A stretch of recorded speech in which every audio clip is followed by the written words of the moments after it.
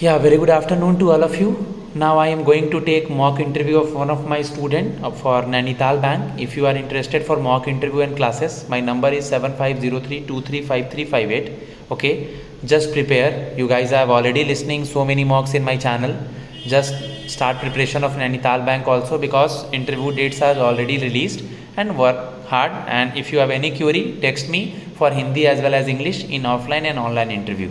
Okay, Saurav, please start. May I come in, sir? Yes, please come. Good morning, sir. Very good morning, Saurabh. How are you? I am good, sir. Okay, please have a seat. Thank you, sir. Okay, Saurabh, first of all आप मुझे ये बताइए, आप बिहार में किस जगह से हैं? सर मैं बिहार में एक सिटी है समस्तीपुर, वहाँ से बिलोंग करता हूँ। समझिए कि आज हम लोग नोएडा में बैठे हैं। आज हम लोग का फाइनल इंटरव्यू है। आपका एमटी का इंटरव्यू कितनी तारीख को है? 19 को सर। 19 तारीख को है, 19 दिसंबर को है। जी हाँ। ठीक है, एक दो बातें हैं याद करने वाली, याद कर लीजिएगा कि 22 दिसंबर को नेशनल मैथ्स डे मनाते हैं, राष्ट्रीय गणित दिवस, प्रोफेसर रामानुजम का बर्थडे मनाते हैं। Yes sir. ये आपको जस्ट मैं थोड़ा गाइड कर दे रहा हूँ इंटरव्यू स्टार्ट होने के पहले। 25 दिसंबर को अटल बिहारी वाजपेयी का बर्थडे मनाते हैं, गुड गवर्नेंस डे। और उसी दिन मदन मोहन मालवीय का बर्थडे मनाते हैं। इन दोनों लोग को भारत रत्न दिया जा चुका है। और दिसंबर के कुछ डेज पॉपुलर हैं, जैसे वर्ल्ड एड्स डे 1 दिसंबर, या जो भी डेज हैं एक दो देख लेना है। ठीक है सौरभ, आप बिहार में समस्तीपुर से हैं। सबसे पहले आप बताइए, आपका नाम बहुत अच्छा है सौरभ, क्या कोई ऐसा प्लेयर को जानते हैं क्रिकेट से रिलेटेड जिसका नाम सौरभ है? या सौरभ फिलहाल उनका नाम है लेकिन वो अब खेलते नहीं है, संन्यास ले चुके हैं। कलकत्ता से हैं, यही हिंट है आपके लिए। वेस्ट बंगाल से हैं वो। जी हाँ सर। जी बताइए। हमारे इंडियन क्रिकेट टीम के पूर्व कप्तान सौरभ गांगुली जी हैं। इनके बारे में कुछ बताएंगे क्या? कोई अगर सीरीज विन किए हैं या कहीं फाइनल गए हैं, या कुछ इनके बारे में यादगार लम्हे एक दो याद है आपको? सर सबसे पहले तो इन्हें मतलब इनका जो निकनेम है, हम लोग इन्हें दादा के नाम से भी जानते हैं। और ये न्यूज़ में बहुत मतलब इसलिए थे अपने क्रिकेट करियर के टाइम में। एक मैच था इंग्लैंड में, लॉर्ड्स में, उसमें मैच जीतने के बाद इन्होंने टी शर्ट उतार के और घुमाया था, तो इस कारण से ये न्यूज़ में काफ़ी। Good, very good. सौरभ, आप बिहार से हैं और आप नैनीताल बैंक का इंटरव्यू देने के लिए आ रहे हैं, तो सबसे पहले हम बिहार से स्टार्ट करते हैं। अभी वहाँ का सीएम और गवर्नर कौन है? सर बिहार के सीएम माननीय नीतीश कुमार जी हैं, और यहाँ के जो गवर्नर हैं अजय अरलेकर साहब हैं। ठीक है, नाम के आगे श्रीमान श्रीमती लगाना है। अपना इंट्रोडक्शन दीजिए मुझे, briefly introduce yourself either in English or Hindi, it's depend on you. Sir my name is Saurabh Kumar and I belong to Samastipur, a city of Bihar. I have done my intermediate from Delhi Public School Jharkhand, and after that I have pursued my graduation degree in mathematics from Lalit Narayan Mithila University. After that I have a 1 year experience in banking sector, that is BSFI sector in State Bank of India. My hobbies is doing high intensity training exercises. Okay. Saurabh, hand movement मत करो, hand को ऐसे रोक के रखो। सौरभ, आपने झारखंड का भी नाम लिया अपने स्टडी के बीच में। Yes sir. तो आप स्कूलिंग के लिए उधर गए थे क्या? हाँ जी सर, मेरी 12th वहीं से हुई है। इसका रीज़न क्या है कि आप बिहार से हैं लेकिन आपको स्कूलिंग के लिए बीच में वहाँ जाना पड़ा? सर क्योंकि 10th के बाद मुझे स्कूल चेंज करनी थी, और उस समय दिल्ली पब्लिक स्कूल काफ़ी ज़्यादा मतलब फेमस है। और क्योंकि 1996 में क्या हुआ था कि IIT JEE में रैंक 1 वहीं से उसी स्कूल से आया था, तो 11-12 के लिए आप वो स्कूल गए थे? Yes sir. फिर ग्रेजुएशन के लिए कौन से कॉलेज में एडमिशन लिया? ग्रेजुएशन के लिए सर ललित नारायण मिथिला यूनिवर्सिटी, जो कि बिहार में ही है। ललित नारायण जी के बारे में कुछ बताएंगे, कौन है ये? गाइज सुनते जाना है, मैं किन किन चीज़ों से क्या क्या पूछ रहा हूँ, बिल्कुल ध्यान देना है। If you want to write down the question also please write it out, it will help you. या means common questions. Sir Lalit Narayan ji एक पॉलिटिशियन थे जो कि कांग्रेस पार्टी से बिलोंग करते थे, और वो 1973 के आसपास रेल मंत्री भी रह चुके हैं। ओके, अभी हमारा रेलवे मिनिस्टर कौन है हमारे? अभी हमारे रेलवे मिनिस्टर मिस्टर अश्विनी वैष्णव जी हैं। ओके, आपने अपने हॉबी में बताया कि आप हाई इंटेंसिटी एक्सरसाइज करते हैं। एक्सरसाइज को हम योगा से रिलेट कर सकते हैं। हम लोग international yoga day, world yoga day कब मनाते हैं? सर इंटरनेशनल योगा डे 21 जून को मनाया जाता 21 जून को इंटरनेशनल योगा डे मनाया जाता है। बिहार में कुछ समय पहले अभी कास्ट बेस्ड सेंसस हुआ, इसके बारे में कुछ बताएंगे सौरभ? है। ये सर अभी कुछ महीने पहले बिहार में कास्ट बेस्ड सेंसस हुआ था, जिसमें कि कौन से कास्ट के लोग कितने परसेंटेज में हैं उसके बारे में जाना गया। और मुख्य कारण मुझे ये लगता है इसके पीछे होने का कि जो पीपल इन नीड हैं, जिनको सही में रिजर्वेशन की जरूरत है या फिर कुछ ऐसी सुविधाओं की जरूरत है, वो सरकार पहुंचा पाए। नैनीताल बैंक का फॉर्म आपने भरा है, ये प्राइवेट बैंक है। कल को अगर आपका कहीं जॉब कोई गवर्नमेंट बैंक में हो जाता है, आपको पता है नैनीताल प्राइवेट बैंक है? ये सर पता है मुझे। तो आप छोड़ के चले जाएंगे इसको? सर मैं 2 रीजन देना चाहूंगा कि मैं नैनीताल बैंक में क्यों रहना चाहता हूँ। मेजर रीजन ये है कि सर नैनीताल बैंक आईबीए के अंदर आता है, इंडियन बैंक एसोसिएशन। इससे ये होता है कि जो भी सुविधाएं या फिर जो भी फैसिलिटीज या जो भी वर्क कल्चर है पब्लिक सेक्टर बैंक में है, वही चीज नैनीताल बैंक में देखने को मिलता है। तो यहाँ पे काम करना मैं चाहूंगा। और दूसरा ये रीजन है कि सर नैनीताल बैंक एक फ्यूचर ये काफी अच्छा परफॉर्म कर रहा है, तो मैं यहाँ पे रहना चाहूंगा। नैनीताल बैंक का हेडक्वार्टर, टैगलाइन और चेयरमैन मतलब सीईओ वगैरह जो है, एमडी, उनका नाम बताइए। सर नैनीताल बैंक का जो हेडक्वार्टर है वो हल्द्वानी में है, जो कि उत्तराखंड में आता है। और उनके जो सीएमडी हैं वो मिस्टर निखिल गुप्ता है। टैगलाइन? सॉरी सर, अभी मुझे इसका टैगलाइन याद नहीं आ रहा। नैनीताल बैंक के बारे में कुछ बताइए, फॉर्मेशन यानी हिस्ट्री से लेके अभी तक आपको कुछ पता है तो। जी सर, नैनीताल बैंक की शुरुआत सर 1922 में गोविंद वल्लभ पंत जी के द्वारा शुरू की गई थी। उन्हें भारत रत्न भी दिया गया है। और 1973 में आरबीआई ने बैंक ऑफ बड़ौदा को नैनीताल बैंक के काफी स्टेक्स लेने को कहे और एज बैंक ऑफ बड़ौदा की सब्सिडरी के रूप में नैनीताल बैंक का भी काम करता है। ठीक है। अभी अगर हम कोई भी प्राइवेट बैंक हो या पब्लिक बैंक हो या फॉरेन प्राइवेट बैंक अगर इंडिया में है, तो इन तीनों का रेगुलेटर कौन है इंडिया में? सर कोई भी बैंक इंडिया में रेगुलेट आरबीआई के द्वारा किया जाता है। आरबीआई के गवर्नर का क्या नाम है? मिस्टर शक्तिकांत दास। अभी इंडिया में नॉन शेड्यूल कमर्शियल बैंक एक भी नहीं है, पर शेड्यूल और नॉन शेड्यूल कमर्शियल बैंक में क्या डिफरेंस है? ये सब बातें मेरे नोट्स में लिखी हुई है। शेड्यूल कमर्शियल बैंक या नॉन शेड्यूल कमर्शियल बैंक में अगर आप डिफरेंस नहीं बता पाएंगे तो इसका डेफिनेशन बता सकते हैं, वैसे इजी क्वेश्चन है। सर शेड्यूल्ड कमर्शियल बैंक वो होते हैं जो आरबीआई एक्ट 1934 के शेड्यूल 2 के अंदर आते हैं, सेकंड शेड्यूल के अंदर आते हैं। गुड। जो आरबीआई जिन बैंकों को गवर्न करता है, जो बैंक आरबीआई के नॉर्म्स के अंदर आते हैं। अभी non schedule commercial bank India में एक भी नहीं है। Last non schedule commercial bank 2010 तक था जम्मू एंड कश्मीर बैंक, अब वो भी शेड्यूल हो गया। ठीक है, आप मुझे बता दीजिए कि आरबीआई 2002 से नो योर कस्टमर लेकर के आया था, केवाईसी। तो आरबीआई बैंकों को कस्टमर्स का केवाईसी करने के लिए क्यों कहता है? क्यों केवाईसी जरूरी है किसी भी बैंक में?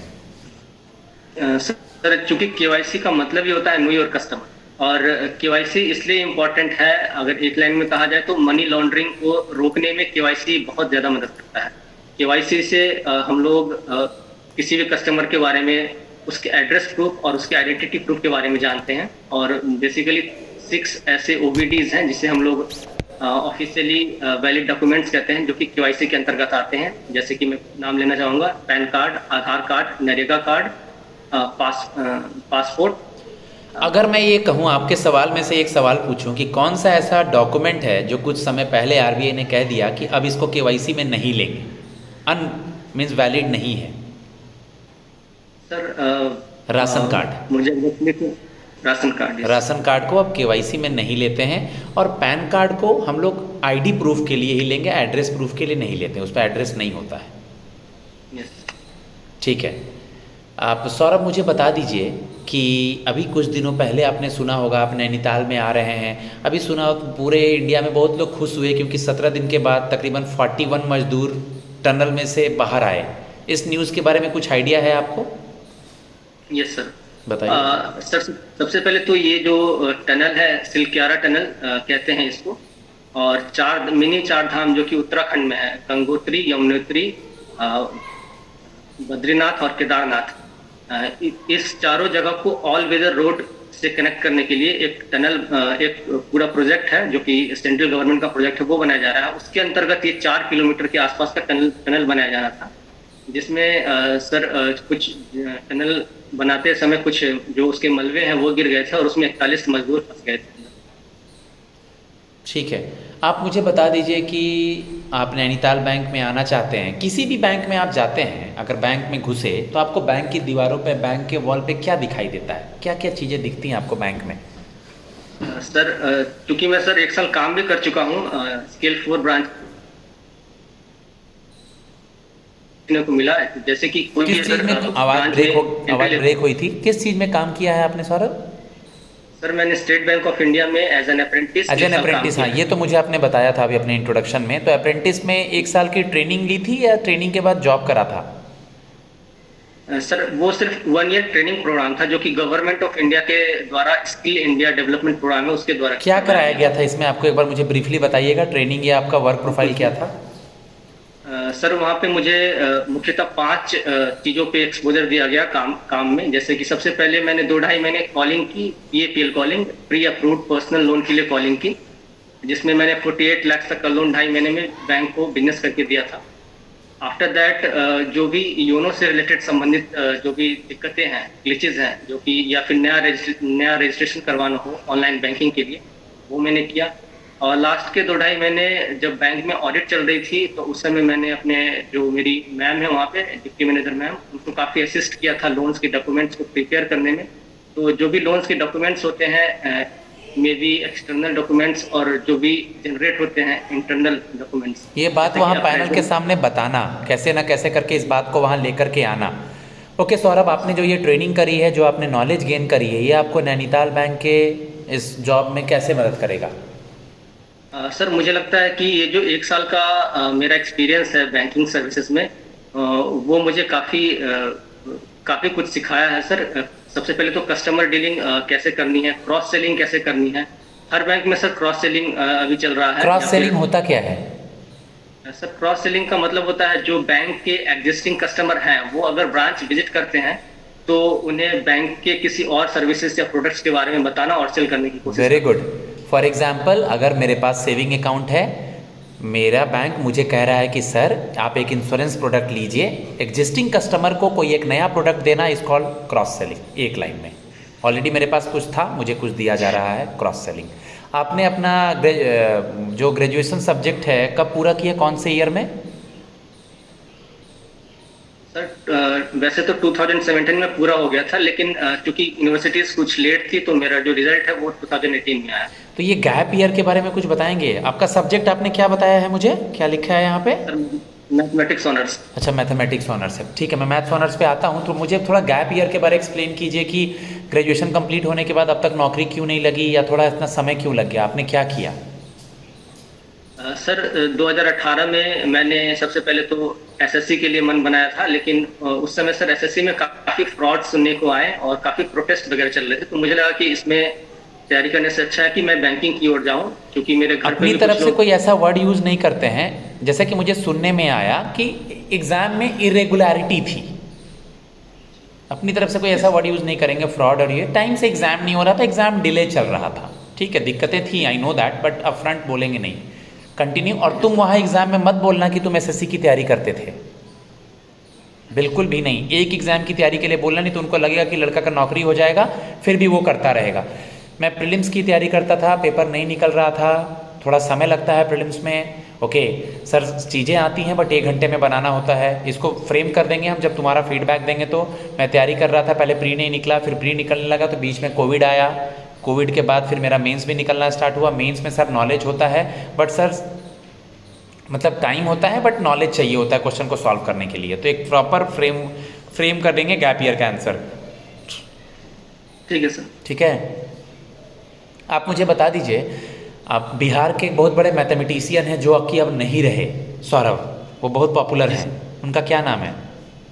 सर श्री वशिष्ठ, स्वर्गीय वशिष्ठ नारायण सिंह जी, जो कि 2019 में जिनका निधन हो गया। आप मैथ्स के स्टूडेंट हैं, मैथ्स के फील्ड में नोबेल नहीं दिया जाता, तो मैथ्स के फील्ड का हाईएस्ट अवार्ड कौन सा होता है? सर हालांकि नोबेल मैथ्स के फील्ड में नहीं दिया जाता, लेकिन नोबेल के पैरेलल ही एक अवार्ड है जिसे हम लोग एबल्स प्राइज कहते हैं, वो दिया जाता है। Good, very good.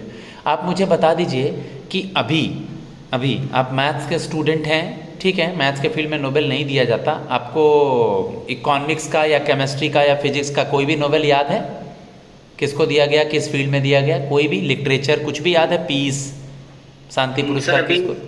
Yes sir, अभी सर अगर इकोनॉमिक्स की बात की जाए तो सर मुझे पूरा नाम तो नहीं याद आ रहा, लेकिन क्लाउड्स करके एक महिला है, क्लाउडिया गोल्डन, क्लाउडिया गोल्डन, उन्हें इकोनॉमिक्स के क्षेत्र में नोबेल प्राइज मिला। और उसका रीजन ये था कि 200 ईयर्स के रिसर्च पे मिला, जिनमें उन्होंने रिसर्च ये किया था कि वुमेन का जो पार्टिसिपेशन है इंडस्ट्रियल या फिर हमारे ग्लोबल वर्ल्ड में वो कितना है। नोबेल प्राइज देख लेना है, नोबेल प्राइज देख लेना है। लास्ट क्वेश्चन आपके लिए, it's a pan India job, if we will posted you anywhere in India then how will you manage, कैसे मैनेज करेंगे आप? सर सबसे पहले तो जब नोटिफिकेशन आई थी नैनीताल बैंक लिमिटेड की, तो उस समय मैं नोटिफिकेशन के गो थ्रू हुआ था, तो मैंने मेंटली अपने आप को प्रिपेयर कर रखा है कि मुझे 5 स्टेट में, जो कि नैनीताल का ब्रांच फैला हुआ है, तो कहीं भी अगर मुझे पोस्टिंग मिलेगी तो मैं वहाँ पे अपने आप को एडेप्ट कर लूँगा। और चूंकि मैंने नोएडा और दिल्ली एनसीआर में काम भी किया है 1 ईयर, तो अगर मुझे ऐसी किसी जगह पर पोस्टिंग मिलती है तो I am well aware of market condition of that place, तो मैं अपने आप को काफ़ी अच्छे से वहाँ पे एडिट कर सकता हूँ। ठीक है, और मैं आपको फीडबैक देता हूँ। If anybody is interested guys, those who are following in the YouTube, text me on my number 7503235358, okay, for online and offline either in any mode. Thanks a lot, be in touch.